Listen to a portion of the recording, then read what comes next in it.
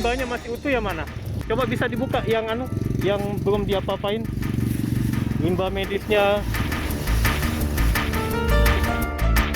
Ada tadi yang tulisannya COVID itu. Ya, oksigen juga. Ada tadi yang tulisannya COVID di situ, Bang.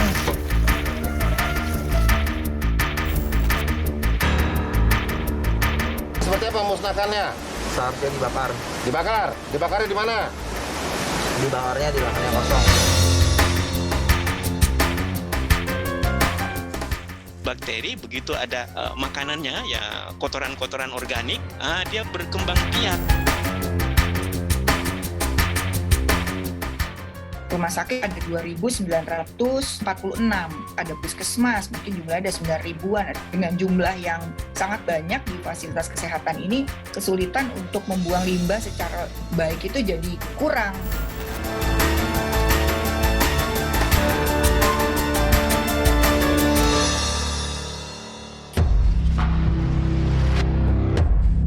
Limbah medis tak terkelola sesuai prosedur bukan potret baru di negeri ini. Tata kelolanya masih jadi pekerjaan rumah yang mesti segera dibenahi. Sebelum corona melanda, limbah medis tak tertangani mencapai 70,5 ton per hari. Apalagi di masa pandemi, otomatis limbah medis meningkat jumlahnya. Rata-rata 18,8 kg limbah medis dihasilkan per hari dari satu pasien COVID-19 yang dirawat di rumah sakit. Artinya, 138 ton limbah medis tambahan per hari timbul hanya bersumber dari pasien COVID-19 yang dirawat di rumah sakit saja. Menyelesaikan problem limbah medis jalan pintas dilakukan para oknum nakal dengan membuang secara sembarangan.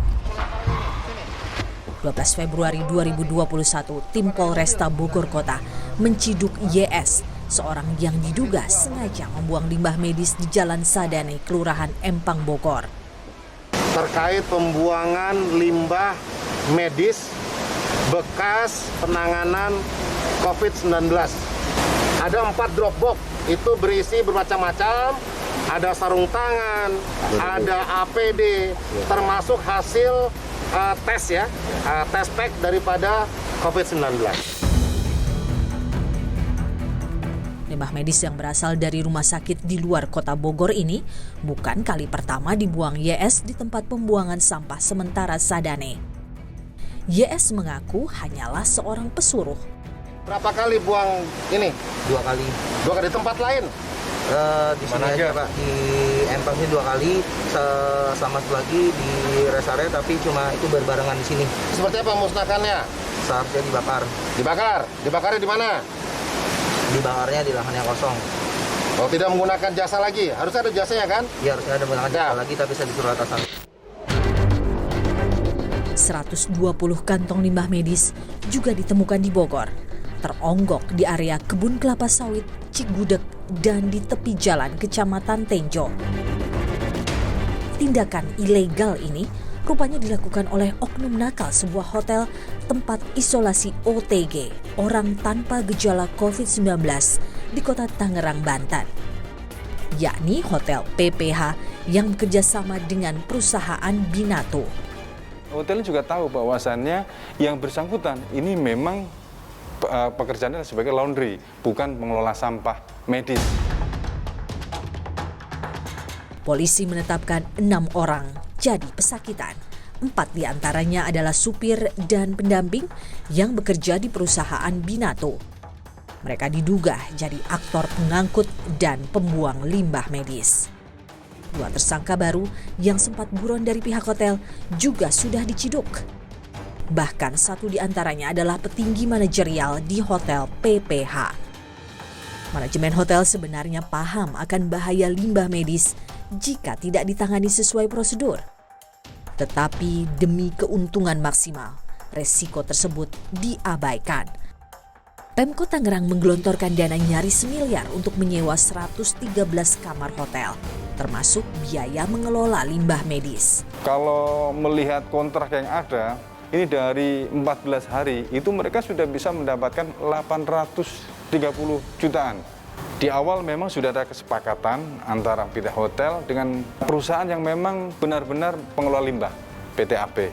Sehingga mereka bersepakat dengan pihak laundry yang awalnya kalau dengan PT AP tadi yang benar-benar pengelola limbah itu 10 juta per sekali angkut. Nah, ini menjadi 1 juta. Polisi menyebut perusahaan Binato tahu lebih dari 100 kantong yang dibuang berisi limbah berbahaya. Dari motif mereka sendiri yaitu untuk mendapatkan anggaran atau untuk mendapatkan uang tambahan daripada mereka melakukan pengambilan laundry, ya uang tambahannya membuang sampah ini. Perhimpunan Hotel dan Restoran Indonesia menyebut kasus ini kali pertama terjadi. Apa yang dilakukan Hotel PPH jelas bakal menggoyahkan kepercayaan konsumen.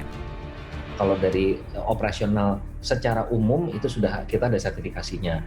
Nah, namun kalau untuk yang isolasi mandiri ini memang ada tingkatan yang lebih tinggi lagi, yaitu tadi dari mulai pengolahan limbah sampai juga penanganan dari tamunya sendiri. Tentunya komitmen dari hotel tersebut yang harus harus dijunjung tinggi ya. Sebagus-bagusnya pengawasan, kalau yang bersangkutan memang mencari celah ya susah Mbak gitu loh. Yang limbahnya masih utuh yang mana? Coba bisa dibuka yang belum diapa-apain. Limbah medisnya. Ini ya. Limbah medis infeksius ini menyatu dengan sampah domestik di TPA Bakung, Lampung.